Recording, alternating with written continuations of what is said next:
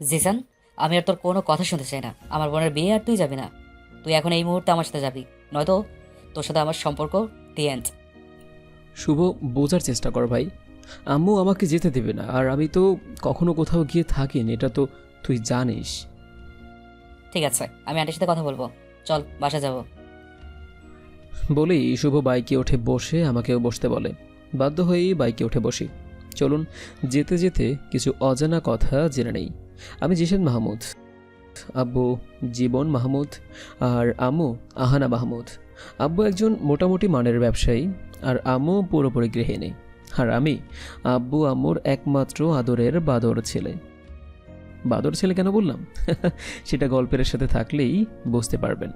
এতক্ষণ যে আমার সাথে সম্পর্কের দি এন্ড করতে চাইছিল, ওর নাম শুভ, হচ্ছে আমার বেস্ট ফ্রেন্ড। শুভর বাবা নেই, ওর আম্মু আর দুই বোনকে নিয়েই ওর পরিবার। আর শুভদের বাসা হচ্ছে কুমিল্লার রসুলপুর গ্রামে। লেখাপড়ার জন্য ঢাকায় থাকে। প্রথমে কয়েক মাস হোস্টেলে থেকেছে, আর এখানে পড়াশোনা করে পরে আমি ওকে আমাদের বাসায় নিয়ে আসি। কখনো শুভ ওর গ্রামে যাওয়া হয়নি। শুভ অনেকবার বলেছে, কিন্তু তারপরেও যাওয়া হয়নি। আন্টির সাথে মাঝে মাঝে কথা হয়, আন্টিও বলেছে যাওয়ার জন্য। আমি আসবো আসবো বলে যাওয়াই হয়নি ওদের গ্রামে। আর বাসার সামনে এসে শুভ বাইক থামায়। বাইক বাসার বাইরে রেখে দুজন দরজার সামনে এসে কলিং বেল দিতেই আম্মু এসে দরজা খুলে দেয়। দুজন বাসার ভিতরে এসে সোফায় বসি। তখন শুভ আম্মুকে ডেকে বলে, আন্টি, এদিকে এসে বসো, তোমার সাথে কথা আছে আমার।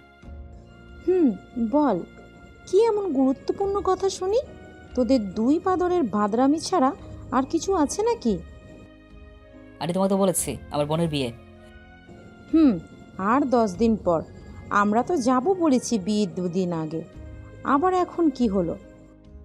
আন্টি, আমি ছাড়া বাসায় আর ছেলে মানুষ নেই। আমাকে আজকে যেতে হবে।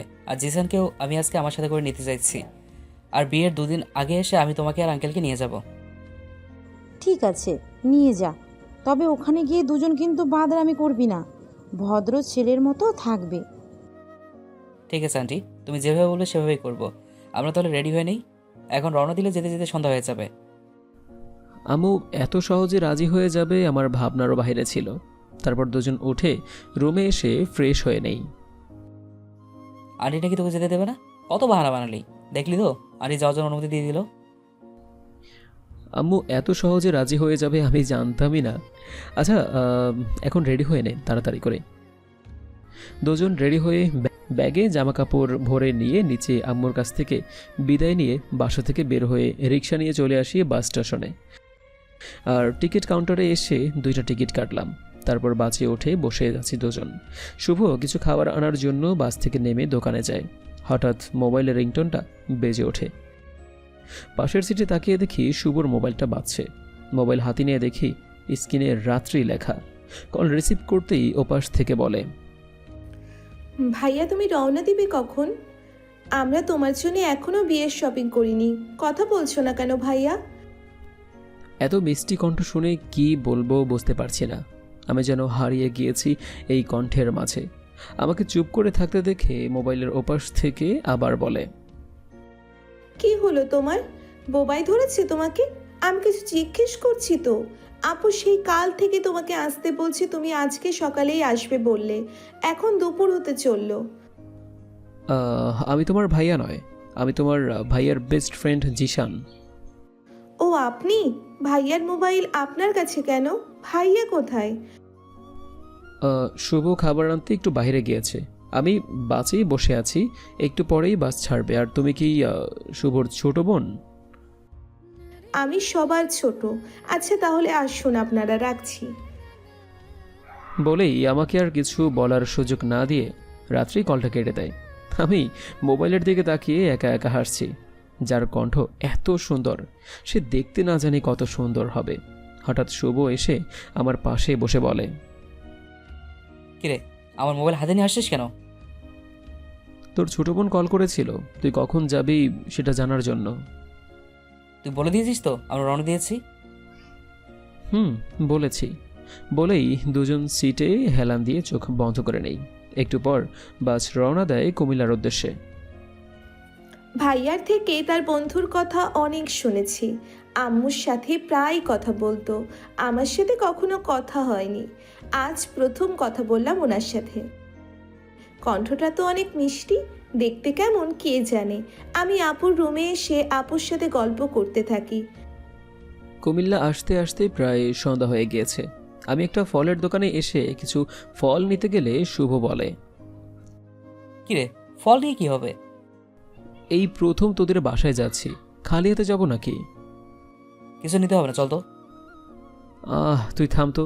এই মামা, সব কিছু 2 কেজি করে দেন আপনি। ফল নিয়ে টাকা দিয়ে দুজন হেঁটে হেঁটে রিক্সা স্ট্যান্ডে চলে আসি। দুজন রিক্সায় উঠে বসি। বাসায় পৌঁছাতে পৌঁছাতে সন্ধ্যা হয়ে যায়। দুজন বাসার ভিতরে চলে আসি। এদিকে বিশাল বড় উঠান, টিনের তৈরি 2টো ঘর, তাও আবার 2তলা।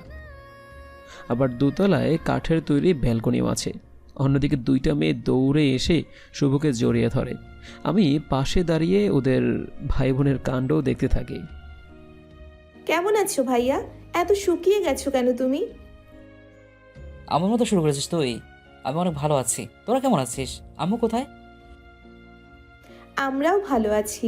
আম্মু পাশের বাসার কাকিদের বাসায় গেছে। তুমি বাসার ভিতরে যাও, আমি আম্মুকে ডেকে আনছি। বলেই আমি পাশে তাকিয়ে দেখি একটা ছেলে দাঁড়িয়ে আছে।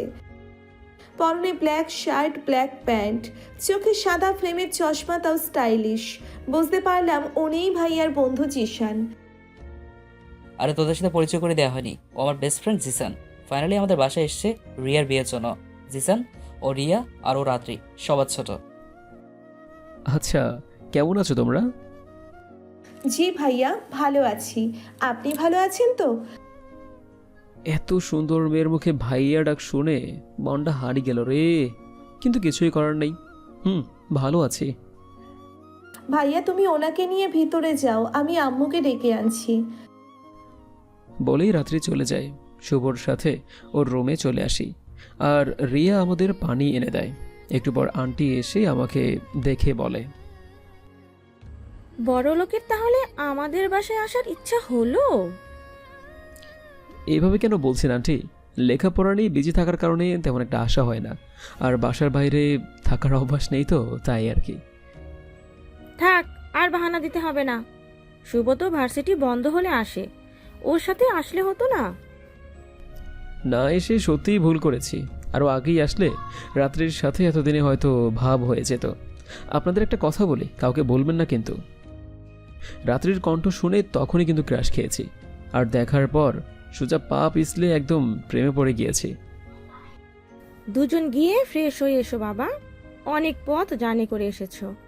আমি তোমাদের খাবারের ব্যবস্থা করছি। রিয়া, রাত্রি, গিয়ে খাবারের ব্যবস্থা করো। মাথা নেড়ে আপুর সঙ্গে খাবারের রুমে চলে আসি। 2 বোন খাবার রেডি করি।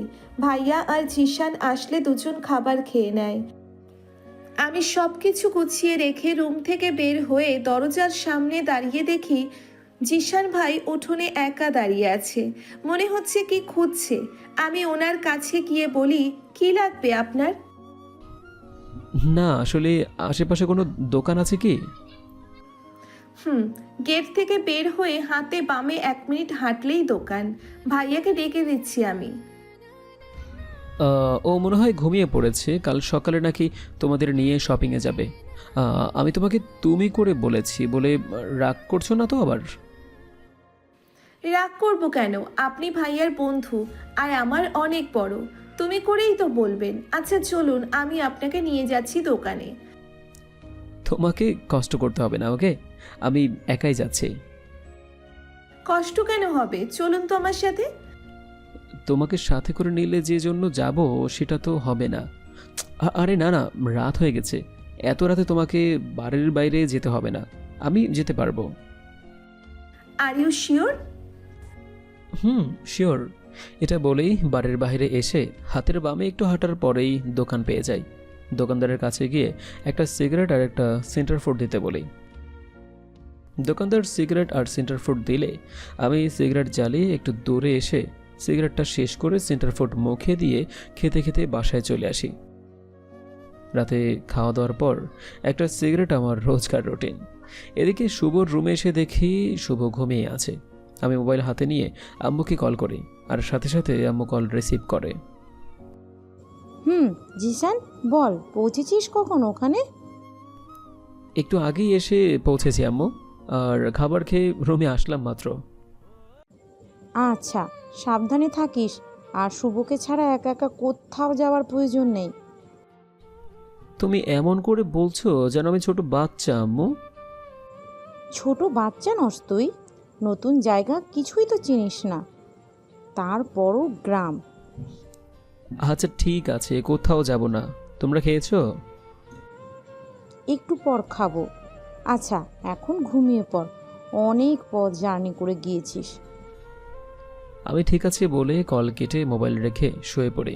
পরের দিন সকালে ঘুম থেকে উঠে ব্রাশ করতে করতে উঠানে এসে দেখি রাত্রি উঠানে দাঁড়িয়ে আছে। হালকা বাতাসে রাত্রির চুলগুলো উড়ছে। আর রাত হওয়ার কারণে গতকাল বুঝতে পারেনি রাত্রের চুলগুলো ওর কোমর ছাড়িয়ে অনেক নিচে। অপলক দৃষ্টিতে তাকিয়ে আছি রাত্রের দিকে। চোখ দুটো আমার যেন কথাই শুনছে না। কিছুতেই রাত্রের দিক থেকে চোখ সরাতে পারছি না। Are you sure? হঠাৎ মনে হচ্ছে আমার পিছনে দাঁড়িয়ে আমার দিকে তাকিয়ে আছে। পেছনে ঘুরে দেখি জিশান ভাই অন্যদিকে তাকিয়ে ব্রাশ করছে। আমার কেন মনে হচ্ছিল আমার দিকে উনি তাকিয়েছিল। মনের ভুল ভেবে রুমে চলে আসি। বাপরে, লজ্জায় পড়ার হাত থেকে বেঁচে গেলাম। রাত্রি ঘোরার আগেই আমি অন্যদিকে ঘুরে যাই। কিছু সময় ব্রাশ করে গিয়ে ফ্রেশ হয়ে নেই। অতঃপর রুমে এসে দেখি শুভ রেডি হচ্ছে। কিরে, কোথায় যাবি? রিয়ার বিয়ের শপিং করতে যাব। তোকে না কাল রাতে বললাম, এর মধ্যে ভুলে গেছিস? ভুলে গেছিলাম। আচ্ছা যা তাহলে। যা মানে কি? রেডি হয়ে খাবার খেতে আয়, তুইও যাবি। আমি গিয়ে কি করব? তুই তো জানিস আমার পছন্দ সম্পর্কে। চুপচাপ যেটা বলছিস সেটা কর। কি আর করার, শপিং মলে যাওয়ার ইচ্ছা না থাকলেও শুভর জন্য যেতে হবে। অতবার রেডি হয়ে খাবার খেতে চলে আসি। খাবার খেয়ে রিয়া আর রাত্রিকে নিয়ে দুই বন্ধু বাসা থেকে বের হয়ে আসি। তারপর অটো নিয়ে চলে আসি শপিং মলে। রিয়া আর রাত্রি শাড়ি পছন্দ করছে, এদিকে আমি ঘুরে ঘুরে শপিং মলটা দেখছি। হঠাৎ একটা দোকানের সামনে এসে দাঁড়িয়ে যাই। একটা সাদা লেহেঙ্গার দিকে চোখ আটকে যায় আমার। তারপর দোকানদারকে জিজ্ঞেস করি কত টাকা। দোকানদার দাম বলে। কিছু সময় বার্গেটিং করার পরে লেহেঙ্গাটা নিয়ে চলে আসি, আর দোকানদার প্যাকেট করে দিলে আমি বিলটা দিয়ে চলে আসি শুভর কাছে। প্রায় 4 ঘন্টা পর দুই বোনের শপিং শেষ হয়। বাপ রে, মেয়েদের এত সময় লাগে শপিং করতে, আগে জানতাম না। অতপর শপিং শেষ করে 4 জন একটা রেস্টুরেন্টে এসে লাঞ্চ করে নেই। তারপর বাসায় চলে আসি। রুমে এসে লেহেঙ্গার প্যাকেটটা আমার ব্যাগের পাশে রাখি। কিরে, এটা কিসের প্যাকেট? কিছু না, এমনি একটা শার্ট পছন্দ হয়েছিল, তাই নিয়ে এসেছি। আমি এত করে বললাম কিছু নিলি না, আর নিজে নিজেই শার্ট কিনে আনলি তুই। এটা কিন্তু ঠিক না। আমার কিছু লাগলে আমি তোকেই বলবো। আচ্ছা, অনেক ক্লান্ত লাগছে, একটু ঘুমাবো। আচ্ছা আয়, আগে ফ্রেশ হবি, তারপর ঘুমাবি। দুজন গিয়ে ফ্রেশ হয়ে এসে শুয়ে পড়ি। কিছু সময়ের মধ্যে ঘুমিয়ে পড়ি। শপিং ব্যাগ খুলে আম্মুকে সব কিছু দেখাই। আম্মুর সব কিছু পছন্দ হয়, আবার সব কিছু গুছিয়ে রেখে দিই। বিকেল এখন। উঠোনে এসে দেখি জিশান ভাই একা দাঁড়িয়ে আছে। আমি এসে ওনার পাশে দাঁড়িয়ে বলি, আপনি একা দাঁড়িয়ে আছেন যে? ঘুমিয়েছিলাম, উঠে দেখি শুভ নেই। আন্টি বলল কোথাও নাকি গিয়েছে, তাই একা দাঁড়িয়ে আছি। তবে তুমি চাইলে তোমাদের এলাকাটা ঘুরিয়ে দেখাতে পারো। ঠিক আছে, আপনি একটু দাঁড়ান, আমি আম্মুকে বলে আসি। বলেই আমি আম্মুর রুমে এসে দেখি আম্মু বসে আছে।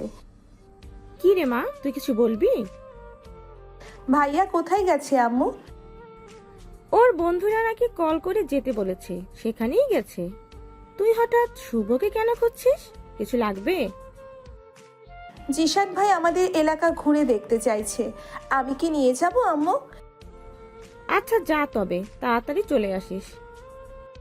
আমি ঠিক আছে বলে জিশান ভাইকে নিয়ে বাড়ি থেকে বের হয়ে হাঁটতে থাকি। ওনাকে ঘুরে ঘুরে সব কিছু দেখাচ্ছি। এবার ইন্টার সেকেন্ড ইয়ারে পড়ছি। আপনার কথা অনেক শুনেছি ভাইয়ার মুখে, আমি নাকি লেখাপড়ায় অনেক ভালো। ওই মোটামুটি আর কি। তা বয়ফ্রেন্ড কজন হয়েছে এখন পর্যন্ত? হঠাৎ করে জিশান ভাইয়ের মুখে এমন কথা শুনে কিছুটা অপ্রস্তুত হয়ে যায়। উনি এমন কিছু জিজ্ঞেস করবে বুঝে উঠতে পারিনি। কি হলো, গুনে শেষ করতে পারছো না? আমি তো জানি সবার একজনই গার্লফ্রেন্ড বা বয়ফ্রেন্ড থাকে, কজন আবার হয় নাকি? বর্তমানে একজন দিয়ে হয় না অনেকের। আমি এসব জানি না, আর আমার এসব নেই। ভাইয়াকে বিশ্বাস করে কলেজে ভর্তি করেছে, আমি ভাইয়ার বিশ্বাস নষ্ট করব না। এটাই ভালো আমি মনে করি। আপনাকে আমার আম্মু কতবার আসতে বলেছে, আসেননি কেন? গার্লফ্রেন্ডকে রেখে আসতে ইচ্ছে করেনি? আমি আর গার্লফ্রেন্ড?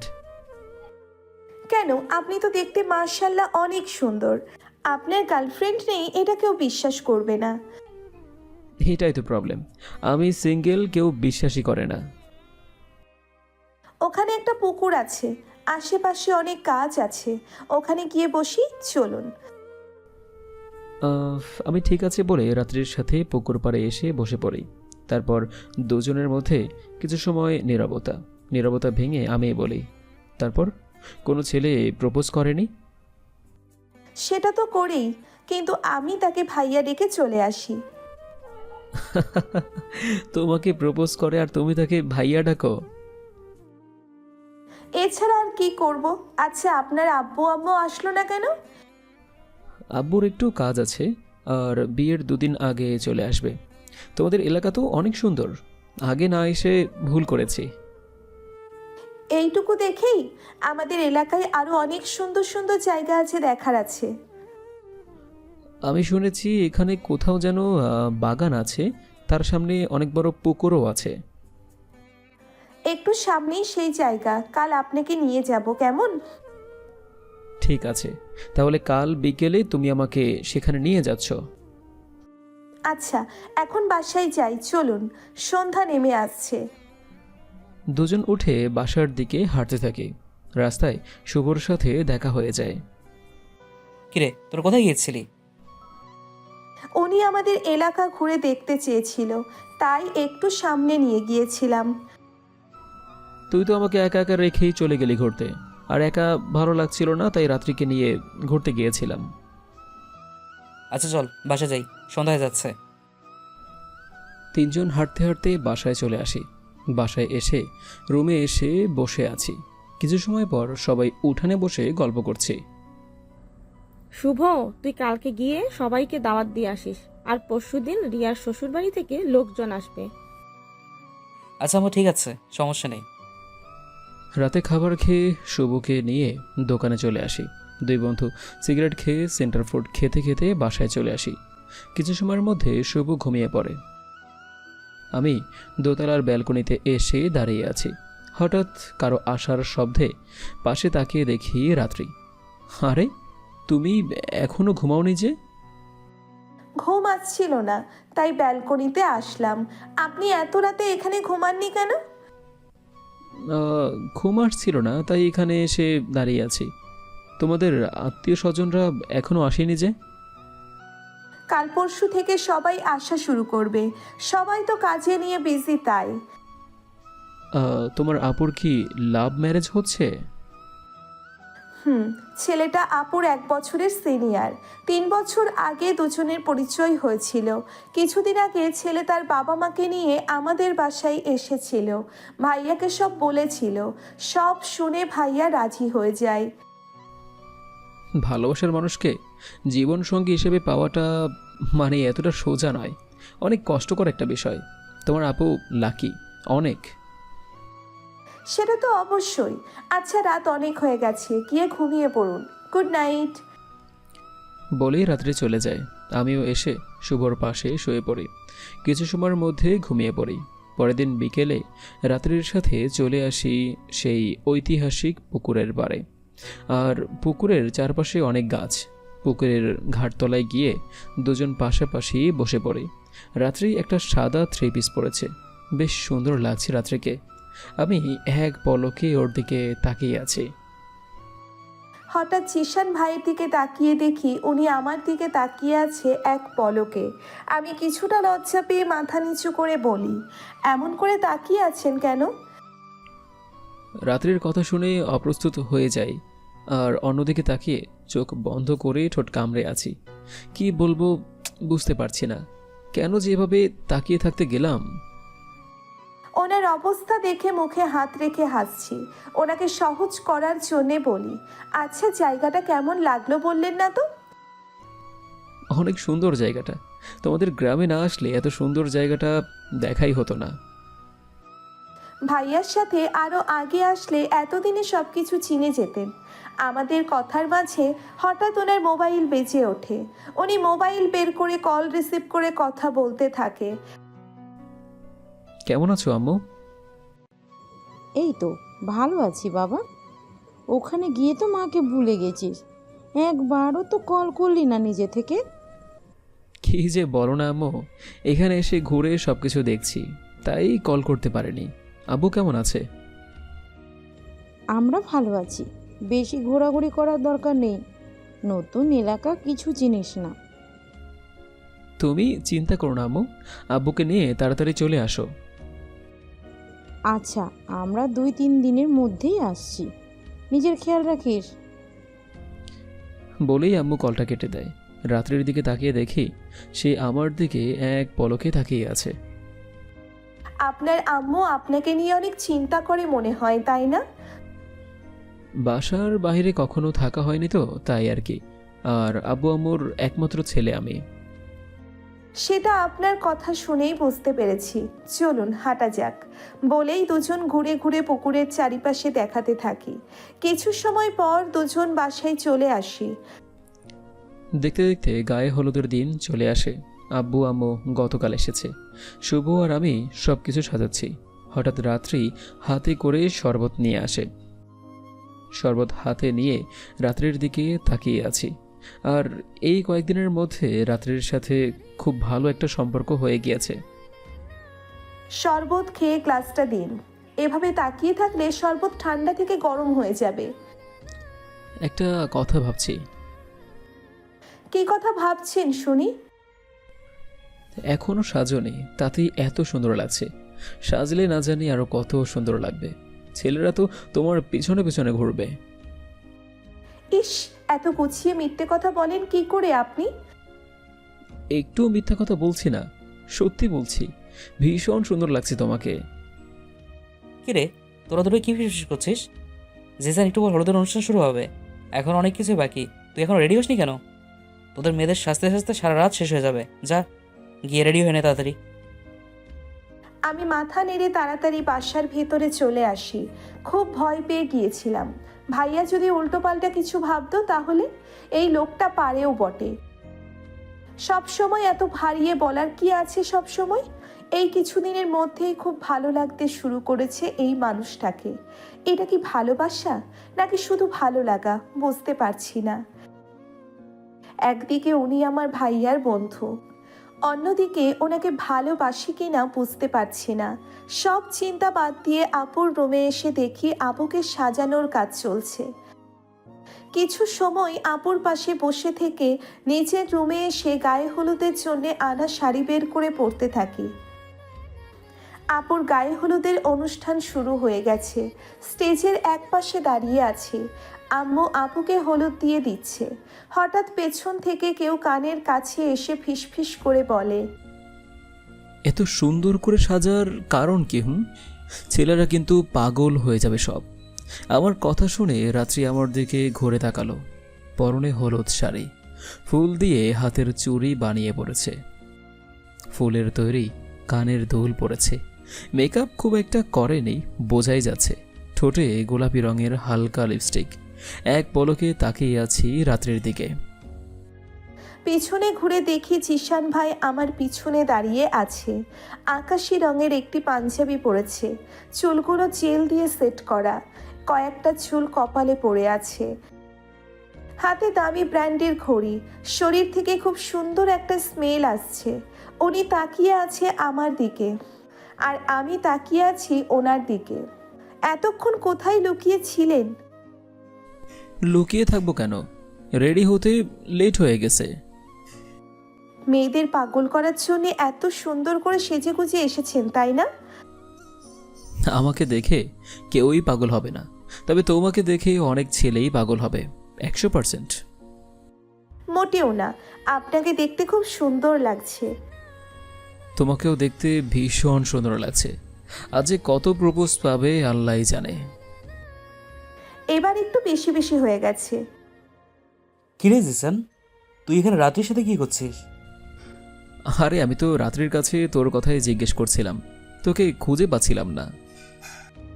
আচ্ছা চল, আমরা বন্ধুরা সবাই তোর জন্য অপেক্ষা করছি। রাত্রি, তুই গিয়ে রোয়াকে হলুদ দিয়ে দে, যা।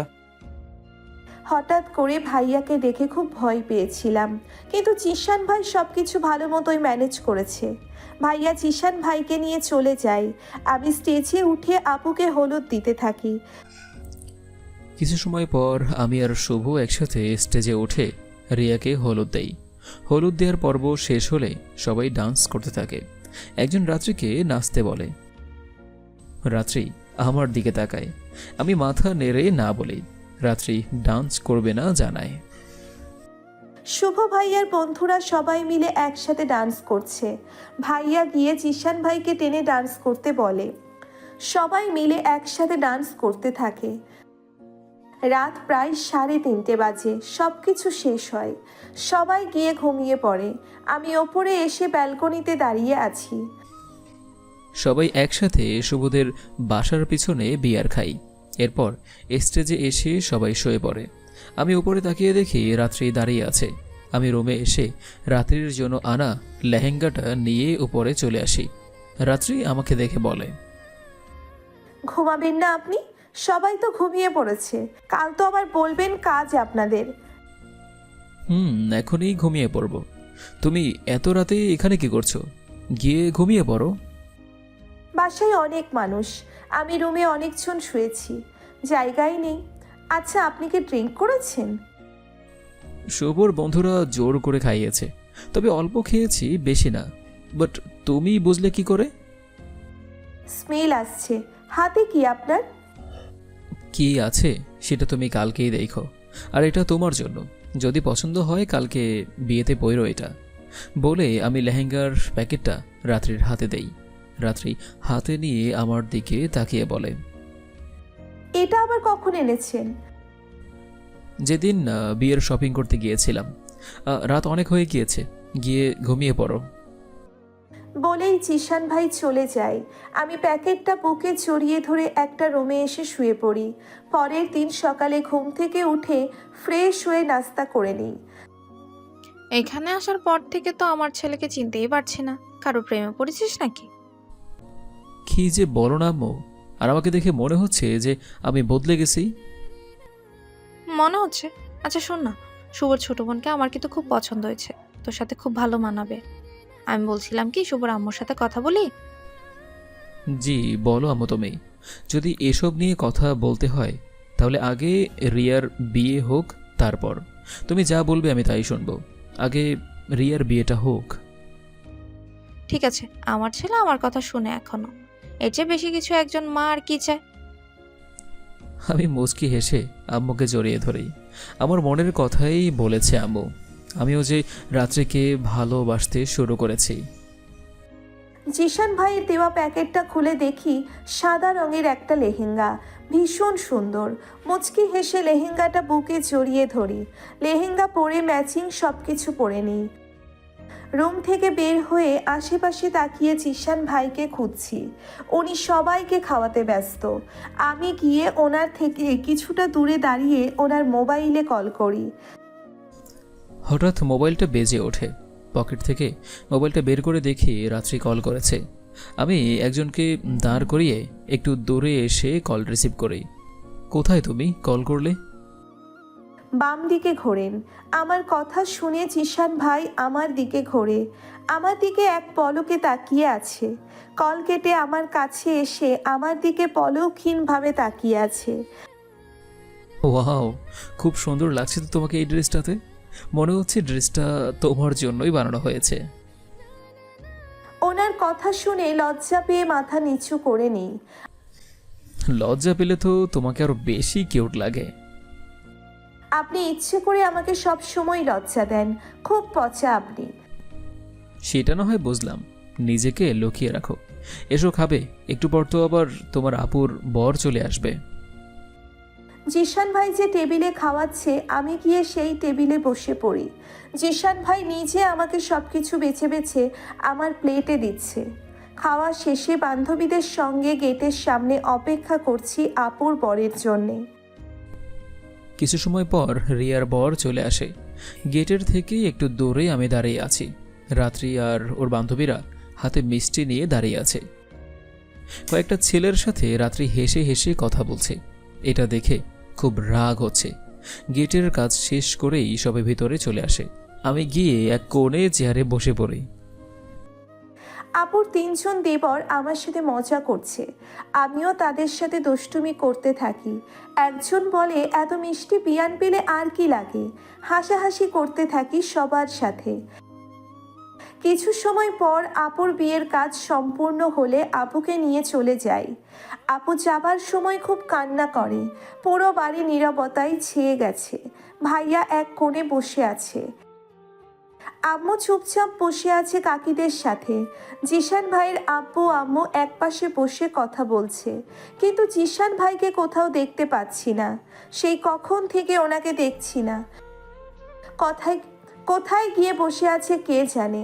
খুঁজতে খুঁজতে বাসা থেকে বের হয়ে একটু দূরে এসে দেখি একটা গাছের নিচে বসে আছে। আমি এসে ওনার পাশে বসতেই উনি উঠে চলে যায়। চাপ বাবা, এর আবার কি হলো? দৌড়ে ওনার সামনে এসে দাঁড়িয়ে বলি, কি হলো আপনার? আমাকে দেখেও না দেখার মতন চলে যাচ্ছেন কেন? কিছু বলার আছে তোমার? এভাবে কেন কথা বলছেন আমার সাথে? কোনো কারণে রেগে আছেন আমার উপর? তুমি কে হ্যাঁ, যে তোমার উপর রাগ করতে যাব? নিজের কাজ করো গিয়ে, আর আমাকে বিরক্ত করো না। বলেই জিশান ভাই চলে যায়। ওনার কথা শুনে খুব কষ্ট হচ্ছে। কি নিয়ে এতটা রাগ করে আছেন উনি? এখানে না থেকে বাসায় চলে আসি। কিরে, কোথায় ছিলি তুই এতক্ষণ? রিয়াকে নিয়ে যাওয়ার সময় দেখলাম না। এমনি একটু বাইরে গিয়েছিলাম। আমি এখন ঢাকা ফিরে যাব, একটা জরুরি কাজ আছে। তুই এখন ঢাকা যাবি মানে? বাকি যা যা কাজ আছে সব শেষ করে একসাথে দুজন যাব। আর আঙ্কেল আন্টিও তো এখানে আছে। আব্বু আম্মু থাকো, আমি এখন যাব, প্লিজ তুই আর না করিস না। কি হয়েছে হঠাৎ তোর? পরশু আমরা একসাথে যাব। আমার একটা কাজ আছে আম্মু, আর ভার্সিটিও খোলা, ক্লাসও করতে হবে, কিছুদিন পর এক্সাম। তোকে তো জোর করে আটকে রাখা যাবে না জানি। আচ্ছা, গিয়ে চেঞ্জ করে নে, আমি তোকে বাস স্টেশনে দিয়ে আসছি। আমি আর কিছু না বলে রুমে এসে চেঞ্জ করে ব্যাগে সব কিছু গুছিয়ে রুম থেকে বের হতে গেলে রাত্রি সামনে এসে দাঁড়ায়। চোখে মুখে কিছু হারানোর ছাপ স্পষ্ট। কি হয়েছে আপনার? এভাবে কেন চলে যাচ্ছেন? যেতে তো হবেই তাই না? বিয়ের জন্য এসেছিলাম, বিয়ে শেষ তাই চলে যাচ্ছে। কিন্তু আপনার তো আরো কয়েকদিন পর যাবার কথা ছিল। হুট করে কেন এভাবে চলে যাচ্ছেন? আর বরপক্ষের লোকজন আসার পর আপনাকে দেখতে পাইনি কোথাও। একটু আগে গিয়ে দেখলাম গাছের নিচে বসে আছেন। আমার সাথেও কিভাবে কথা বলে চলে আসলেন? আমি কি ভুল করেছি কিছু? কি ভুল আমি জানি না। তুমি না তো আমার ঘরের বউ, আর না আমার গার্লফ্রেন্ড। তাই তোমার সাথে রাগ করে কথা বলা কিংবা তোমার সাথে কোনো সমস্যা হবার প্রশ্নই আসে না। কেন এভাবে কথা বলছেন বলেন না? কি ভুল হয়েছে আমার? তুমি কেন ভুল করতে যাবে? কাল তোমার বোনকেই আনতে যাবে, মেয়েদের সাথে দেখা হবে, মজা হবে, কত মজাও করতে পারো তাই না? নিজের লাইফটা এনজয় করো, আমাকে নিয়ে ভাবতে হবে না। বলেই জিশান ভাই আমাকে সরিয়ে চলে যায়। বুঝতে আর বাকি নেই কেন উনি আমার উপর রেগে আছে। আমি তখন আপুর দেবরদের সাথে দুষ্টুমি করায় উনি আমার উপর রেগে আছে। আমি কেন যে তখন ওনাদের সাথে এত হাসাহাসি করতে গেলাম। রুম থেকে বের হয়ে এসে দেখি জিশান ভাই তার আম্মুর সাথে কথা বলছে। তুমি আব্বুকে নিয়ে কাল পরশু চলে এসো আম্মু। তুই বাসায় গিয়ে আমাকে কল করে জানাস, আর বাসা থেকে বের হওয়ার দরকার নেই প্রয়োজন ছাড়া। আমি পাশের বাসার ভাবিকে কল করে বলে দিব, উনি তোকে খাবার দিয়ে যাবে। বাইরে থেকে খাবার এনে খাওয়ার দরকার নেই। ঠিক আছে আম্মু, রাত হয়ে যাচ্ছে, আসছি আমি। এ কথা বলেই একবার রাত্রের দিকে তাকিয়ে শুভর সাথে চলে আসি বাস স্টেশনে। তারপর বাসের টিকিট কেটে বাসে ওঠার সময় শুভ বলে, কেন হুট করে চলে যাচ্ছিস জানি না, কিছু বলছিস না। বাসায় পৌঁছে আমাকে কল করবি, তোর কলের অপেক্ষা থাকবো।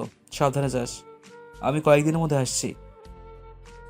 ঠিক আছে বলে শুভকে বিদায় দিয়ে বাসে উঠে বসি। চোখ বন্ধ করে সিটে হেলান দিয়ে বসে মনে মনে বলি, উপরওয়ালার কাছে এটাই দোয়া, উনি যেন মরার পরে আমাকে তোমাকেই দেখি, শক্তি দেয় রাত্রেই। আর যদি এমন হয় সেই স্বপ্ন দেখে তোমার ঘুম ভেঙে যায়, আমার মৃত্যুর পর যেন তোমার ঘরের সামনেই আমার কবর যেন হয়। আমার বিশ্বাসের খুনি তুমি রাত্রেই। খুব ভালোবেসেছিলাম তোমাকে, তার খুব ভালো প্রতিদান তুমি আমাকে দিলে। আমার সাথে সাথেই তোমার ছায়া চলত, কিন্তু তোমার আমার কথাই মনে ছিল না। আমাকে ছেড়ে যাদের সাথে এত হাসাহাসি, তাদের জন্যই তোমাকে ছেড়ে দিয়ে গেলাম। রুমে এসে দরজা বন্ধ করে শুয়ে শুয়ে কান্না করছি। জিশান এভাবে আমাকে ছেড়ে চলে যেতে পারে জানতাম না। আমি তো ভাবতাম জিশান আমাকে ভালোবাসে। তাহলে কি আমি ভুল ছিলাম? ও কখনো আমাকে ভালোবাসেনি। যদি ভালোবাসতো তাহলে ভুল বুঝে এভাবে ছেড়ে যেতে পারতো না। কারো আশার শব্দে চোখের পানি মুছে পিছনে তাকিয়ে দেখি ভাইয়া। বাসায় চলে এসেছি আজ 2 দিন, কিন্তু রাত্রির সাথে কাটানো সময়গুলো কিছুতেই ভুলতে পারছি না। ঘুরে ফিরে রাত্রির মুখটা চোখের সামনে বারবার ভেসে উঠছে। হঠাৎ কলিং বেলটা বেজে উঠল, তখন ভাবনায় ছেদ পড়ে গেল। গিয়ে দরজা খুলে দেখি আব্বু, আম্মু, শুভ আর রাত্রিও এসেছে। বাট রাত্রিকে দেখে বেশ অবাক হলাম। এভাবেই সামনে দাঁড়িয়ে থাকবি নাকি আমাদের ভেতরে আসতে দিবি? আমি কিছু না বলে সামনে থেকে সরে যাই। সবাই ভিতরে চলে আসে। রাত্রি আমার দিকে তাকিয়ে ভিতরে চলে যায়। কিরে, তুই আমার ভূত দেখার মতো তাকিয়েছিস কেন? কই না তো, তোরা আসবি আমাকে কিছু জানালি না যে? এমনি। আচ্ছা রুমে চল, তোর সাথে কথা আছে। জিসান, আগে রাত্রিকে তোর পাশের রুমটা দেখিয়ে দে, অনেকটা পথ জার্নি করে এসেছে। গিয়ে ফ্রেশ হয়ে নিক। জিশান ভাই এসে আমার ব্যাগ নিয়ে ওনার সাথে আসতে বলে। সিঁড়ি দিয়ে ওপরে উঠে একটা রুম দেখিয়ে দিয়ে বলে, এটাই তোমার রুম, গিয়ে ফ্রেশ হয়ে নাও। বলেই আমি চলে আসতে নিলে রাত্রি পিছন থেকে ডেকে বলে, জিশান ভাই একটু শুনুন। জিশান ভাই পিছনে ঘুরে আমার দিকে তাকিয়ে বলে, বলো, কিছু লাগবে তোমার? আমি আপনাদের বাসায় আসায় আপনি মনে হয় খুশি হননি, তাই না?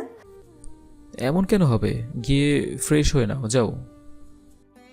আমাকে দেখার পর থেকে আপনার মুখটা অন্যরকম লাগছে। এখনো রেগে আছেন আমার উপর? আমি কেন তোমার উপর রেগে থাকবো? কারণটা আমার থেকে আপনি ভালো জানেন। কোনো কারণ আমি জানি না, আর না তো আমি তোমার উপর রেগে আছি। বলেই আমি আমার রুমে চলে আসি। রুমে আসতেই শুভ আমার সামনে এসে আমার দিকে তাকিয়ে থেকে বলে, তুই আমার বেস্ট ফ্রেন্ড হয়ে এমনটা করতে পারলি জিসান? আমি তোর থেকে এটা আশা করিনি। পাগল হয়ে গেছিস নাকি? কী সব বলছিস? আর কি করেছি আমি? তুই কি করেছিস তুই জানিস না? নাকি সবকিছু জেনেও না জানা ভান করছিস? ইন্ডিয়ান সিরিয়ালের মতো এত না পেঁচিয়ে কি বলবি সরাসরি বল। তুই জানিস তোর জন্য আমার বোন কান্না করছে। তুই আমার বেস্ট ফ্রেন্ড হয়ে আমার বোনকে কাঁদালি। আমি তোর বোনকে কাঁদিয়েছি মানে? দেখ শুভ, মজা করিস না। আমি মোটেও মজা করছি না। শোন তাহলে। জিশান চলে আসার পর আমি কান্না করার সময় ভাইয়া আমার রুমে এসে আমাকে কান্না করতে দেখে বলে, রাত্রি, তুই কান্না করছিস কেন? কি হয়েছে তোর? ভাইয়ার কথা শুনে চমকে উঠে পিছনে তাকিয়ে আমতা আমতা করে বলি, কই ভাইয়া, আমি তো কান্না করছি না। আমি তোর ভাই রাত্রি, আমার কাছে মিথ্যে বলছিস। কি হয়েছে তোর, বল আমাকে। আমি ভাইয়াকে জড়িয়ে ধরে কান্না করতে করতে জিশানের সাথে কাটানোর সময় আর জিশান আমার উপর রাগ করে চলে যাওয়া সব কিছু বলি। জিসান তোর উপর রাগ করে চলে গেছে? কিন্তু তোরা জিসানের মধ্যে কি সম্পর্ক? আমি জিশানকে ভালোবাসি ভাইয়া, আর এটাও জানি ও আমাকে ভালোবাসে। কেউ কাউকে এখনো বলিনি, তার আগেই আমি ভুল করে ফেলেছি। এত গভীরে চলে গেছিস তোরা? তুই আমাকে কিচ্ছু বলি না, আর জিসান আমার বেস্ট ফ্রেন্ড হয়ে আমাকে কিচ্ছু বলো না। আমরা নিজেরাই এখনো কাউকে বলিনি ভাইয়া আমাদের মনের কথা। তুই কি শিওর জিসান তোকে ভালোবাসে? আমি জিশানের দেওয়া লেহেঙ্গাটা বের করে ভাইয়াকে দেখিয়ে সব কিছু বলি। সব শুনে ভাইয়া কিছু সময় চুপ করে থেকে আমাকে নিয়ে আম্মুর রুমে চলে আসে। জিশানের আব্বু আম্মুর সাথে বসে আম্মু কথা বলছে। শুভ্র, তুই রাত্রিকে এভাবে টেনে নিয়ে আসছিস কেন? আন্টি, আমরা বিয়ে নিয়ে ব্যস্ত ছিলাম, আর তোমার ছেলে আর রাত্রি একে অপরকে নিয়ে ব্যস্ত ছিল। কি বলতে চাইছিস বুঝিয়ে বলতো। জিসানে চলে যাওয়ার কারণ রাত্রি রিয়ার দেবরদের সাথে ফাজলামি করেছে, তাই তোমার ছেলে রাগ করে চলে গেছে। রাত্রি মা, শুভ যা বলছে তা কি সত্য? আমি মাথা নিচু করে হ্যাঁ বলি। আন্টি হেসে বলে, যাক, তাহলে তো হয়েই গেল। ভাবি, আমি রাত্রিকে যেদিন প্রথম দেখি সেদিনই ঠিক করে রাত্রিকে আমার জিসানের বউ করব। এখন আপনারাই বলেন, আমরা সামনে এগোতে পারি কি? আম্মু বলে জিশানের কাছে আমার মেয়েকে পাঠালে আমি চিন্তা থেকে মুক্ত হব, আর নিজেদের ঘরে মেয়ে গেলে নিশ্চিন্ত থাকবো। তাহলে দুদিন পর রাত্রিমা আমাদের সাথে আমাদের বাসায় যাবে। আপনি সবকিছু গুছিয়ে চলে আসেন, আমি আর দেরি করতে চাই না। ছেলের বউকে যত তাড়াতাড়ি ঘরে তুলতে পারি। আম্মু বলে, আপনি যা ভালো মনে করেন ভাবি। আমি গিয়ে আন্টি আঙ্কেলের পা ছুঁয়ে সালাম করি। আন্টি আমাকে বুকে জড়িয়ে ধরে কপালে চুমু দেয়। আর কথা মতো দুদিন পর চলে আসি আন্টিদের বাসায়। বর্তমান এত কিছু হয়ে গেছে? এত কিছু হয়ে গেছে তোর জন্য আমার বোনটা কান্না করেছে। ছোট মানুষ একটু ফাজলামি করেছে, তাই বলে তুই এভাবে রাগ করে চলে আসবি? তুই ভালো করেই জানিস আমার প্রিয় জিনিস আমি কাউকে দেই না, আর তোর বোনকে তো ভালোবেসেছি। আমার সব কিছু হয়ে উঠেছিল তোর বোন, তাই ওসব দেখে নিজেকে ঠিক রাখতে পারিনি। আচ্ছা, এখন রাগ কমলে গিয়ে বউ রাগ ভাঙা। তোর উপর রেগে আছে মনে হয়। আচ্ছা তুই থাক বলেই রুম থেকে বের হয়ে রাত্রির রুমে চলে আসি। এসে দেখি রাত্রি শাড়ি পরেছে, বাট আঁচল বুকে নেই। আমি সাথে সাথে অন্যদিকে ঘুরে যাই। রাত্রি আমাকে দেখে দৌড়ে ওয়াশরুমে চলে যায়। একটু পর শাড়ি ঠিকঠাক করে আমার সামনে দাঁড়িয়ে বলে, নক না করে ভিতরে কেন এসেছেন? বাসাটা আমার, রুমটাও আমার, আর রুমে যে মানুষটা আছে সেও আমার। সো নক করে কেন আসবো? আসছে, মানুষটাও তার। যদি তাই হতো তাহলে এভাবে আমাকে ছেড়ে চলে আসতে পারতেন না। আচ্ছা মনে করো আমি তোমার সামনে কোনো মেয়ের সাথে হাসাহাসি করছি বা দুষ্টামি করছি, তুমি কি মনে করবে তখন? খুন করে ফেলবো আপনাকে। আমি থাকতে অন্য মেয়ের সাথে কেন কথা বলবেন? তাহলে আমি কি ভুল করেছি রাগ করে? না, ভুল হয়ে গেছে আমার, সরি। আর কখনো কোনো ছেলের সাথে কথা বলা তো দূরের কথা, তাকাবও না আপনি ছাড়া। তাহলে এখন আমার বুকে আসো। জি না, আগে আমাকে প্রপোজ করবেন তারপর। আমি মুচকি হেসে রাত্রির সামনে হাঁটু ভাঁজ করে বসে দুই হাত দুই দিকে ছড়িয়ে বলতে শুরু করি, এই পৃথিবীর পরে কি আর কোনো পৃথিবী আছে কি না আমার জানা নেই। যদি থাকে সেখানেও তোমার সাথেই চাইব লিখি হৃদয়ের ঠিকানা। কাছে আসা তোমার জন্য, ভালোবাসাও তোমার জন্য। তুমিই তো আমার স্বপ্ন জগতে, আমাকে ভাসালাম তোমার স্রোতে। চিরদিনের সঙ্গী তুমি, মিশে গিয়েছি তোমার ছায়ায়। তোমার ভালোবাসায় পাশে নিঃশ্বাস হয়ে বাঁচাতে আমায়। যদি এই জীবনের পর আবার দ্বিতীয় জীবন পাই, সেই জীবনেও তোমাকেই আমি আমার করে চাই, শুধু তোমাকেই চাই। আমি জিশানের সামনে বসে জিশানকে শক্ত করে জড়িয়ে ধরে বলি, তুমি ওই আকাশের নীল হয়ে আমার মনেরই আকাশে অনন্তকাল থাকো, আমার বুকেই জড়িয়ে। অনুভবে প্রতিটি দিন প্রতিটি রাত সুখ হয়ে থাকো আমার মনে ছড়িয়ে। তুমি যদি প্রেম দাও এক বিন্দু, আমি তোমাকে দিব আমার হৃদয়ের মহাসিন্ধু। তোমার প্রেমে আমাকে অন্ধ করেছো, আমার ফিরে যাবার সকল পথ বন্ধ করেছো। চিরকালের সঙ্গী তুমি আমার, ডুবে গেছি তোমারই মায়ায়, বলেই জিসানের গালে কপালে চুমু দিয়ে 4 ঠোঁট এক করে দিই। দুজন দুজনকে শক্ত করে জড়িয়ে ধরে আছি। এই যে আপা ভাইয়ারা, আন্নেরাই বা চাইয়া আছেন কেনে? আঙ্গো এইবার একটুখানি রোমান্স করার সুযোগ ন দিবেন নানি? বটগাছ মোড়লো, আমাদের গল্পও শেষ হলো। আবার দেখা হচ্ছে নতুন কোনো গল্পের সাথে খুব তাড়াতাড়ি। আজকে আসছি শাটার ডাউন, দোকান বন্ধ। টাটা, বাই বাই, আল্লাহ হাফেজ।